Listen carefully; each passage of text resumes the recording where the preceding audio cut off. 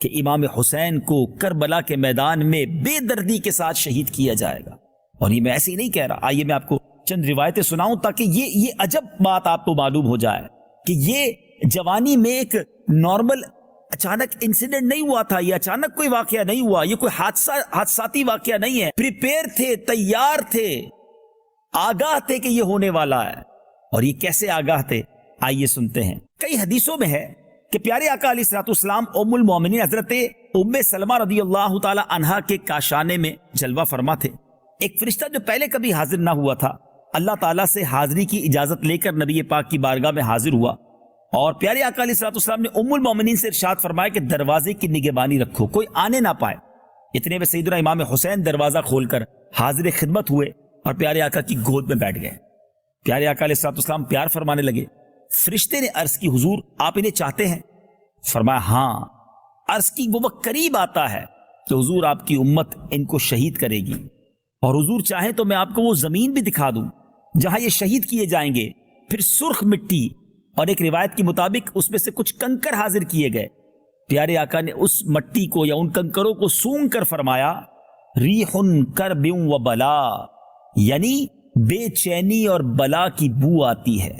پھر ام المومنین حضرت ام سلمہ رضی اللہ تعالی عنہ کو وہ مٹی عطا ہوئی اور ارشاد ہوا جب یہ خون ہو جائے تو جاننا کہ حسین شہید ہو گئے ہیں. انہوں نے وہ مٹی جو ہے ایک شیشی میں رکھ چھوڑی. ام المومنین فرماتی ہے کہ جس دن یہ مٹی خون ہو جائے گی وہ کیسی سختی کا دن ہوگا. اللہ اکبر. گود میں امام حسین ہیں اور میرے آقا کو معلوم ہے، بتا دیا گیا ہے کہ یہ شہید بھی ہوں گے، اور کربلا کی مٹی بھی دکھا دی گئی. صرف پیارے آقا کو نہیں، مولا علی کو بھی پتا تھا. امیر المومنین حضرت مولا علی کرم اللہ تعالی وجہ الکریم کو صفین کی طرف جاتے ہوئے زمین کربلا کے قریب سے جب گزرے تو آپ نے پوچھا اس جگہ کا نام کیا ہے؟ تو لوگوں نے بتایا کربلا. آپ رونے لگے. مولا علی کرم اللہ تعالی وجہ الکریم اتنا روئے کہ زمین آنسوؤں سے تر ہو گئی.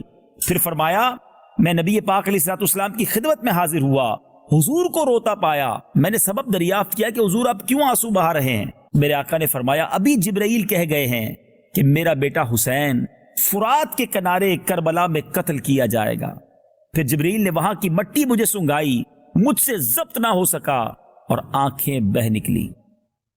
میرے آقا کو بھی پتا تھا، مولا علی کو بھی معلوم تھا. اللہ اکبر. اب ذرا غور کیجئے ناظرین، ماں کو پتا ہے، باپ کو پتا ہے، نانا کو پتا ہے، اور یہ گھرانہ وہ ہے جن کی دعائیں رد نہیں کی جاتی. میرے آقا ہاتھ اٹھائیں، سبحان اللہ، یہ دعا عرش تک پہنچتی ہے. سیدی اعلیٰ حضرت فرماتے ہیں نا، اجابت کا صحرا، عنایت کا جوڑا، دلہن بن کے نکلی دعائے محمد صلی اللہ علیہ وسلم. میرے آقا تو وہ ہیں جب دعا فرمائے تو بارش برس جائے، دعا فرمائے تو بارش رک جائے. نبی پاک کی دعا سے بگڑوں کے کام بن جائیں. لیکن کبھی نبی پاک نے اللہ کی بارگاہ میں یہ دعا کی کہ یا اللہ امام حسین میرے نواسے کو اس مشکل سے بچا لینا، یہ کربلا کے میدان میں شہید نہ کیے جائیں، ان پر یہ آزمائش نہ آئے. کبھی مولا علی نے درخواست کی نبی پاک کی بارگاہ میں کہ حضور آپ حسین سے اتنی محبت کرتے ہیں، اللہ کی بارگاہ میں دعا کر دیجئے کہ میرے جگر کے ٹکڑے پر یہ تکلیف نہ آئے.